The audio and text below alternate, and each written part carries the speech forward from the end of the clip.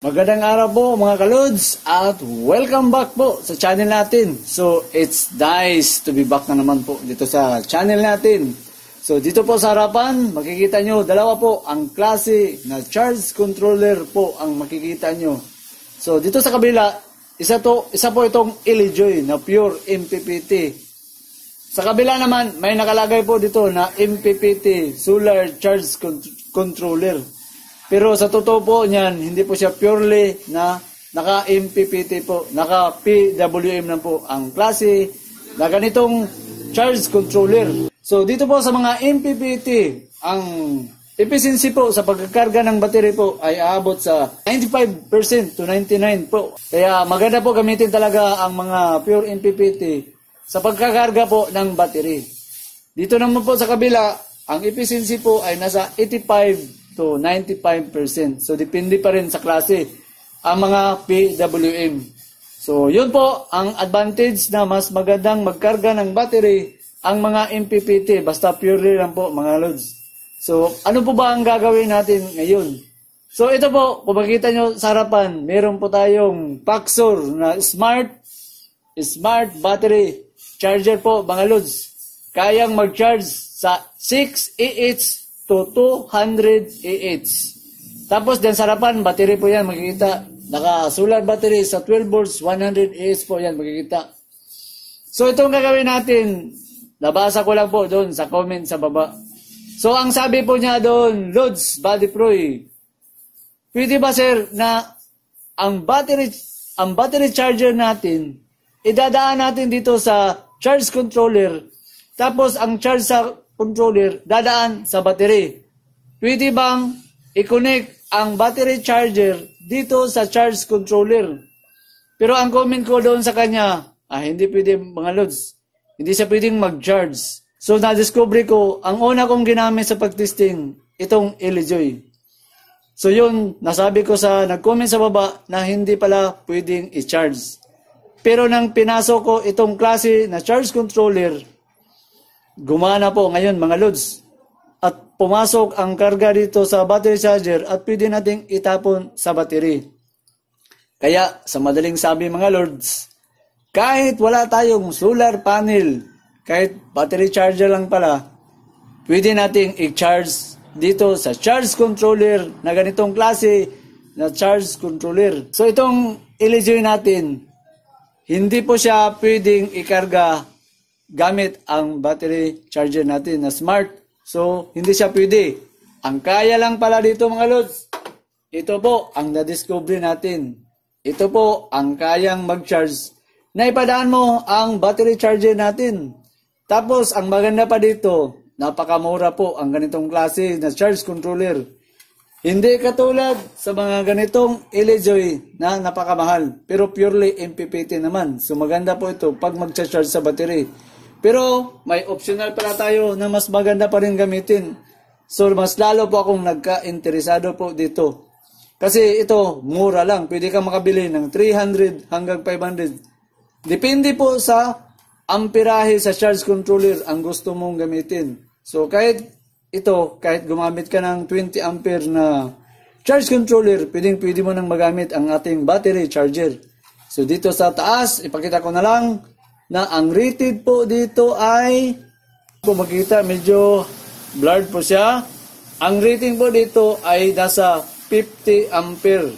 So may kakayahan po ang charge controller na 50 ampere sa 650 watts na solar panel. Kung gagamitan mo ito ng solar panel, kaya po ng 650 watts. So ayan po mga kalods. So ngayon, mas maganda kung i-actual natin kung totoo ba nagagana ang charge controller na idadaan natin ang battery charger dito sa charge controller. So ang tanong dito ngayon, so gaano ba ka-importante ito ngayon mga lods kung gagamit tayo ng battery charger na ipapasok natin sa charge controller.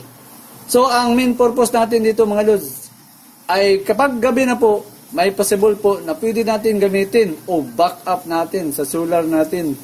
Kasi ito, sinusubukan ko na pwede siyang gamitin na sabay po sa solar panel at saka ganitong klase na charge controller na ipapasok dito sa charge controller. So, ang gagawin lang natin, pinakasimple lang po, na nakalagay po dito. So, makikita ba? Lalagyan po sa solar panel. Tapos, lalagyan sa battery. So, ang solar panel natin, wala naman tayong solar panel na gagamitin ngayon. Dito natin ipadaan ang smart battery charger. So, kung nakikita nyo yung clip dyan na itim at saka pula, yun ang ilalagay natin sa solar panel para makapagkarga tayo sa battery at i-charge natin din sa battery. Tapos, itong battery, siyempre, may wiring po tayo dyan sa battery. So, uunahin natin ang battery. Ilalagay natin. Tapos, ito, isalin na natin. Itong dalawa, pwede po itong makaproduce ng 12 volts. Kung mayroon po kayong 12 volts na bulb, pwede niyong magamit. At higit sa lahat, mga lods, ito yung pinaka-importante.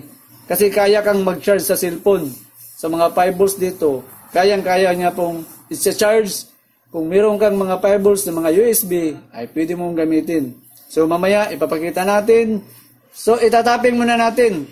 So, uunahin natin ang battery. Kasi ang mga ganitong klase na charge controller, uunahin mo ang battery sa paglalagay. Huwag sa solar panel. Kasi nasa manual, pwedeng masira ang ganitong charge controller. Kung uunahin mo daw ang solar panel, dapat mauna ang battery. So, ang battery may nakalagay na positive at saka negative. Importante yung polarity na tama. So, gagawin natin, lalagyan din ng wire. So, wire, meron tayong wire dito, mga loads. Ito, susundin lang natin ang kulay na ang pula, positive, negative ang itim. Tapos, screwhan natin. Yan. Positive, negative, pula, itim. Okay. So, yan. Nataping na natin. Pwede na natin itap doon sa battery. So, itataas ko lang ang camera natin, mga lods. Yan. So, kitang-kita naman na pula at saka itim. Ito yung positive, ito yung negative. So, itataping natin siya dito, mga lods. Tapos, next sa negative tayo. So, itong para sa indicator, supply natin, isali natin para ma-monitor natin yung supply na papasok dito. Okay? So, titingnan natin yung voltahe ditong nakalagay.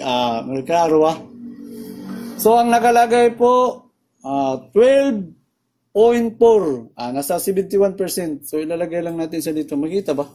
So, ang next natin dito ngayon, kasi nalagay na natin, makikita na natin dito po ang indicator po sa charge controller natin. So, mas maganda dumaan siya dito para mas lalo pong safe ang pagkakarga sa battery. Although, pwede namang i-direct ang battery charger natin na i-direct mo sa battery. Pero mas maganda kung dadaan po siya dito para ma-monitor natin ng maigi at tama yung regulated na supply ng voltahe patungo doon sa battery. So, makikita nyo dito, mga lods, naka-night mode pa kasi hindi pa nakalagay ang yung ilalagay natin na positive, negative dito po sa solar panel na ilalagay natin yung sa battery charge natin. So, makikita naman, taka 0.0 pa. Maglalagay tayo ng wire. Kasi hindi naman pwedeng isaksak natin itong aligito sa loob. So, lalagyan ko na lang ng wire. Okay. So, ayan po. Nalagay na natin yung wire. So, i-clip na natin siya dito. So, sundin natin yung kulay sa wire na pula at saka itim. So, ang gagawin lang natin, i-clip natin siya dito sa red wire. Yan. Okay. Tapos yung itim, dito sa kabila, i-clip lang natin. Yan. So, ang reading, makikita ba? Sa ampere, ang setting natin, mga lods. So, i-clip ko ito. So, yan. 13.8 volts. Yan ang float voltage sa ganitong klase na charge controller. Next, yan po ang 13 volts sa reconnect. Tapos, ito naman ang 11.5. Kaya sa mga hindi gumagamit ng LiPo4 o lithium battery, lithium ion, hindi po safe yung naka 11.5. Lalo na kung hindi siya safe sa gel type. Kasi ang mga gel type, nasa 12 volts po, mga flooded acid battery o sealed lead acid. So, hindi pwede ang 11.5. Masisira po kasi ang allowed sa DOG sa battery na gel type is nasa 12 volts lang ang low voltage disconnect. Pero itong klase na charge controller, nasa 11.5 lang po talaga. Mabuti lang ito sa mga lithium-ion na battery o LiPo4. So, yun ang pinapaalala ko na kung gagamit ka ng ganitong klase na charge controller, kailangan bumili ka ng LBD module po mga lods para ma-adjust mo dun sa 12 volts. So, yan, makikita na hindi mo na ma-adjust ang 11.5 po hanggang dito lang ang low voltage disconnect. So, yan po, naka BO2 kasi gel type battery gamit natin. Kung B1 ka, yung pong mga lithium ion. Pero kung lead acid, yung BO3. So, makita natin, yan, BO2 tayo dahil gel type. Tapos ito naman ang control sa ilaw kung gusto mong lagyan ng timer. Tapos balik sa 0.01 po ang setting natin. Yan, balik natin. So, ito na po mga lods. So, makikita natin dito ngayon ang ready pong nakalagay is 0. So, hindi pa naka-energize po ang battery charger natin mga lods. Kaya, ang nakalagay dito, 0.0 ampere. So, sa ampere ko siya isinisitting para makita natin dito ngayon kung ilang ampere ang papasok sa battery sa pag-charge. So, ang gagawin natin, isi-switch on natin. Tapos, ang battery lang natin nasa 12.4. Makikita ba? So, titingnan natin kung tataas ba siya. Kasi, isa-charge siya, papasok siya dito, at ito patungo sa battery.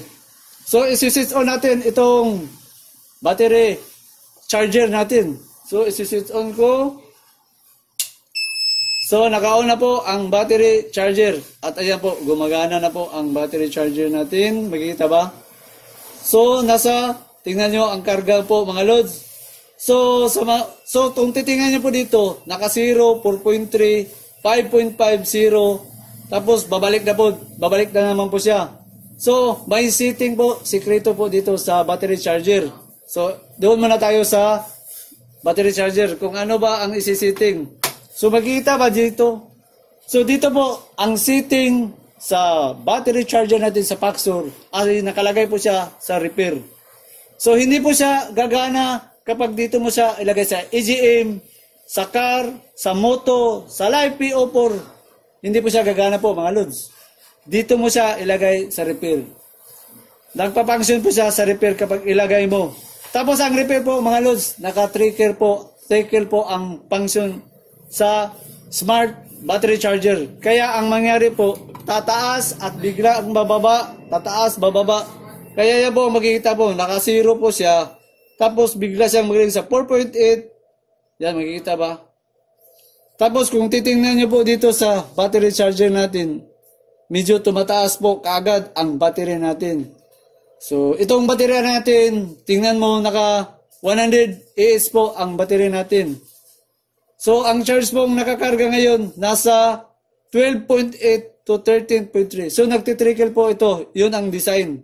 So, ang maganda po dito sa battery charger natin na ganito na smart, kapag malapit po siyang mapuno, papalit po ang karga. Kasi may sariling low charge voltage ang mga Paxor natin na smart charge po, mga lod. Yun ang maganda. Kapag umabot na po ito sa float voltage natin na 13.8, automatic po itong ika-cut off ni smart battery charger. Kaya napaka-importante po mga lods, kung meron po kayong solar power sa bahay, dapat meron po kayong Paxor na ganito. Para just in case pagdating ng gabi, may backup po tayong magagamit na mag-charge po tayo sa battery. Mas maganda pa ngayon kasi alam natin, pwede pala nating idaan dito po sa charge controller na ganito pong klase na gagamitin mo. Kaya mas lalo pong nagka-interest pa ako ngayon sa ganitong klaseng charge controller. Kasi mura pa at marami kang pwedeng gawin. So ngayon po makikita natin, susubukan natin na dito po sa linya po dito, pwede kang gumamit ng 12 volts mga lods.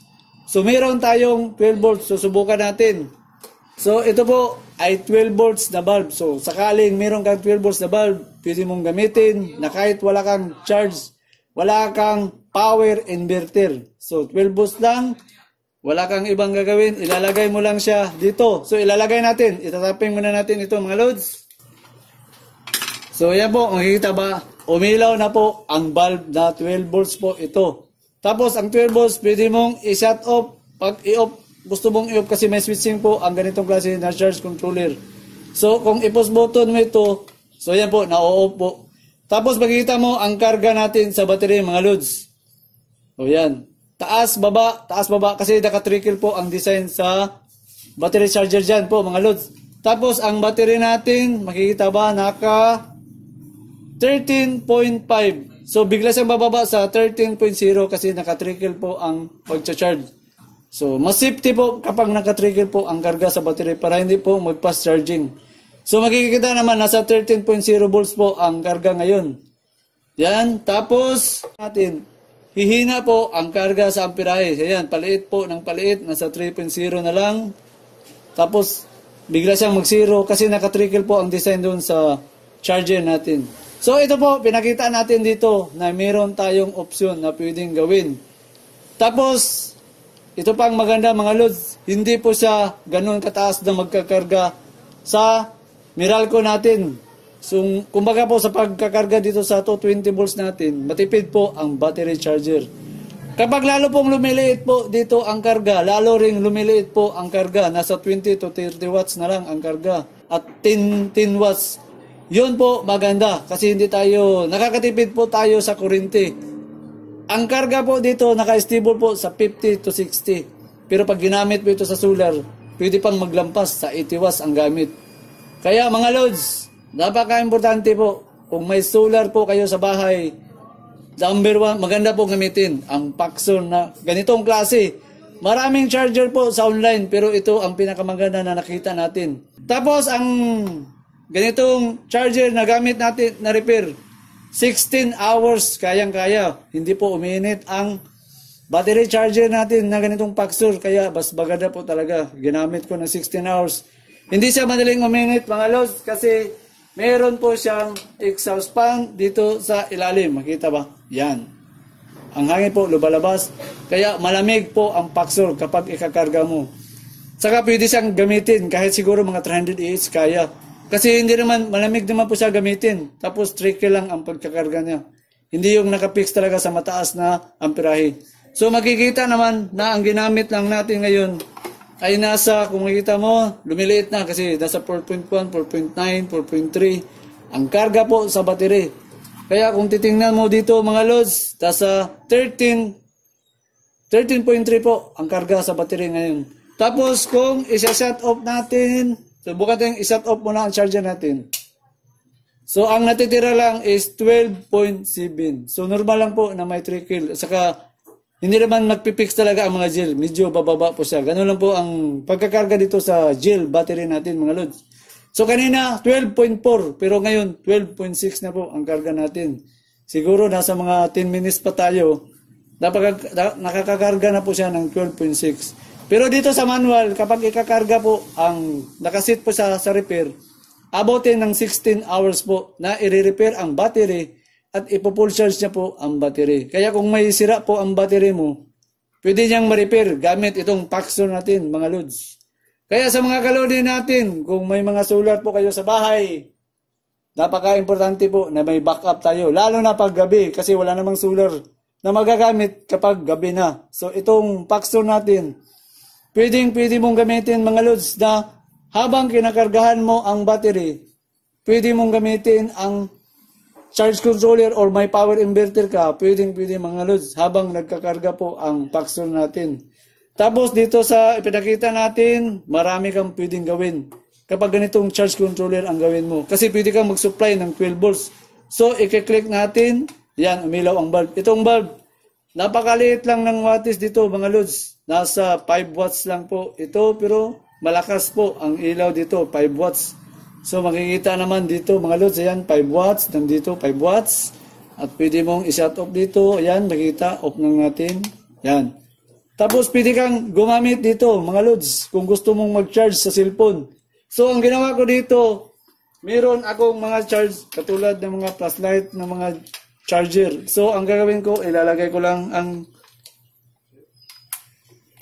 dito is USB ko at yan, mag-charge na po yan. Makita ba? Umiilaw po ang yan, naka-red. Kapag naka-green po ito, full charge. Kapag wala nang laman, naka-red po ang nakalagay. Yun ang flashlight na itong ginagamit ko. Tapos, meron pa akong ipakita sa inyo mga lods. Ito po ang charger ko na Lito Kala po mga lods. pwede kong ilagay. So, pakita ko na lang. Ilagay pa natin. Isaksak pa natin. Saksak pa natin. Yan. So, ito po, ginagamit ko sa pagkakarga ng battery. So, yan, makikita ang indicator dito mga lods. Ito yung maganda kasi makikita mo kung napupul na ba ang battery o hindi.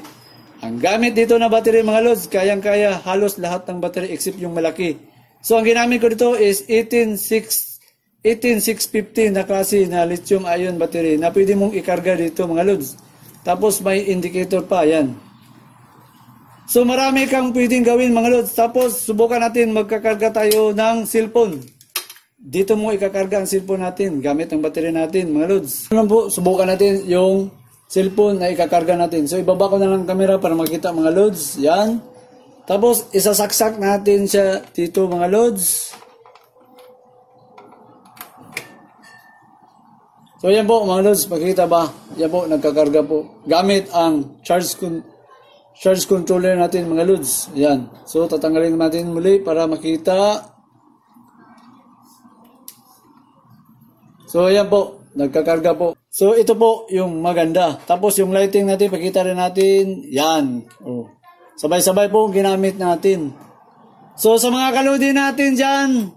So, tanggalin ko ba na ito? So, natin. Yan. So, sa mga kaludi natin, ito po, napaka-useful pala itong gamitin. So, akala ko, walang-wala na ito kasi sa LG tayo nagpo-focus. Pero, ito marami palang pwedeng gawin.